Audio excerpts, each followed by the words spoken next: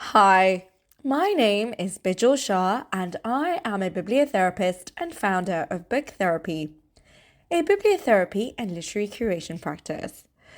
I'm also the author of the book Bibliotherapy, The Healing Power of Reading. I curate book prescriptions and provide online training in bibliotherapy. More detail of this can be found on my website, www.booktherapy.io. In this podcast, I share my knowledge and research on bibliotherapy, including the latest developments, science, and book recommendations. Join me every week where we take a deep dive into bibliotherapy. We release 2 episodes a week. Voice notes from me, your resident bibliotherapist, and Ask the Bibliotherapist, book recommendations for what's on your mind. Join our member-only subscription here and get access to all episodes and corresponding transcripts. I hope you enjoy the show, and if you'd like a bibliotherapist in your pocket, you might find my book, Bibliotherapy, The Healing Power of Reading, a helpful companion. It's available at any bookstore that you shop at. And don't forget to subscribe wherever you listen to podcasts and get new episodes as they're released. And as always, I love hearing from listeners. So if you'd like to get in touch, share any book recommendations or thoughts on bibliotherapy, you can do so at bijal@booktherapy.io. Thanks for listening. Hi everyone! In last week's episode, we spoke about book recommendations for difficult times. In today's episode, I wanted to focus on family dynamics and navigating them through both fiction and non-fiction. As we enter a new era of Generation X and millennials heading up young families, there is a new kind of family evolution taking place. The family as an institution is being challenged from all angles. With the complexities of life, the variety of family structure, including remarriages and same-sex families, there is a renewed interest in family dynamics, and in particular, family therapy. As the family unit forms a new identity, I could not help but draw on Salvador Munichin's book on family therapy titled Family Healing, which has been simultaneously nostalgic and sobering for me. It has become one of my all-time favorite books on family therapy.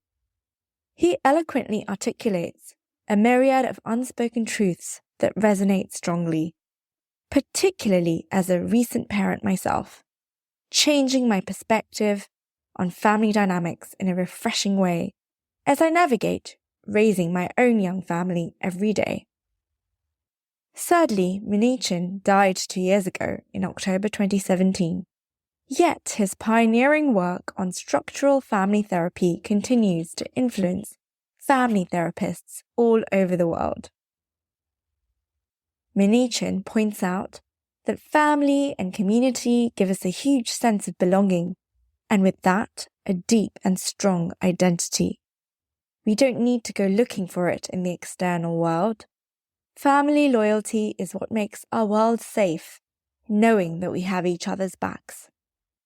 In a post-millennial world, this truth is being shaken, and we are no longer able to rely on our family to give us our sense of identities, our purpose.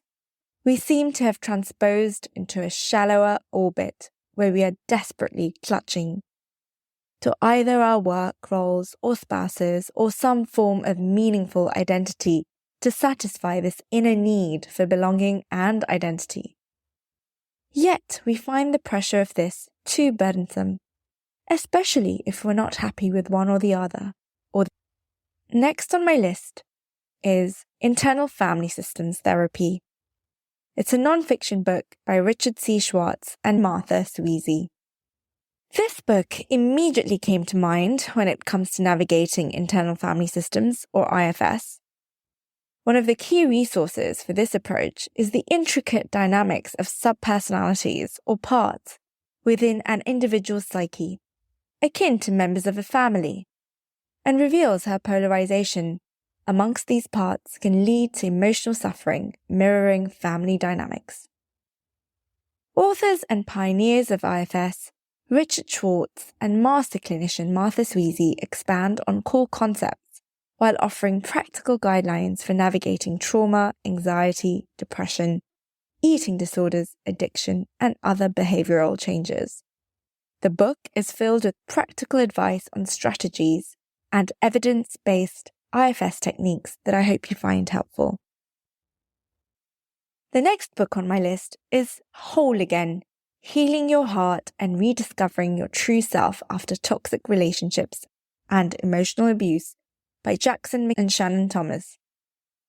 Jackson McKenzie in this book concisely explains the trauma that we feel long after experiencing emotional neglect and how we can recover from it to rediscover self-love and love for others. We must, however, process the feelings that come from trauma, be that a sense of emptiness, numbness, or depression. Once we connect with these parts of ourselves that are paralyzed by trauma, we feel free again to reclaim our own identities, to be ourselves and to love others too.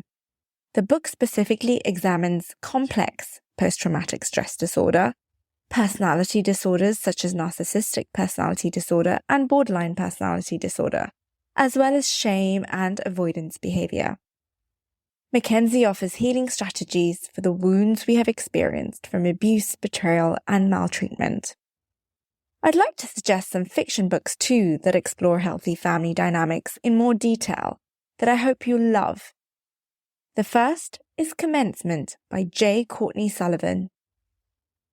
The novel follows 4 college friends as they navigate the challenges of adulthood. One of the characters, April, moves back in with her parents after graduation, and the story explores the impact of this decision on her life. April's storyline explores themes of independence, self-discovery, and the reality of adulting. The novel delves into the dynamics of familial relationships as April confronts the difficulties and unexpected turns that arise during this transition. Next, I have Little Fires Everywhere by Celeste Ng.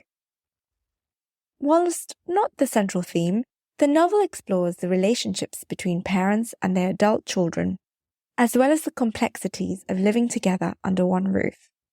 A novel that intricately explores family dynamics, societal expectations, and the complexities of motherhood. The story revolves around 2 families, the Richardsons, a well-off and seemingly picture-perfect family, and the Warrens, a nomadic and unconventional mother-daughter duo. The novel examines various approaches to motherhood and parenting. It contrasts the structured and rule-orientated parenting of Mrs. Richardson with Mia's more unorthodox but emotionally connected approach. The story raises questions about what makes a good mother and the sacrifices that individuals make for their children. I hope you find it helpful. The last one on the list is Clock Dance by Anne Tyler. This is a novel, and the protagonist in this novel finds herself at different stages of her life, including living with her in-laws, and later as a grandmother, stepping into a caregiving role for her son's ex-wife. The book touches on the theme of adult children moving in with their parents and weaves this element into larger narratives about family dynamics, relationships, and personal growth. That's it for me. I hope you find this selection here helpful, and I cannot wait to hear your thoughts on these. Until next time, stay well. Thank you for listening. I hope you enjoyed the show. And if you'd like to sign up to our online courses or try a personalized book prescription or bibliotherapy session, you can do so following the links in the show notes. And as always, I love hearing from listeners, so don't hesitate to drop me an email at bidgel@booktherapy.io.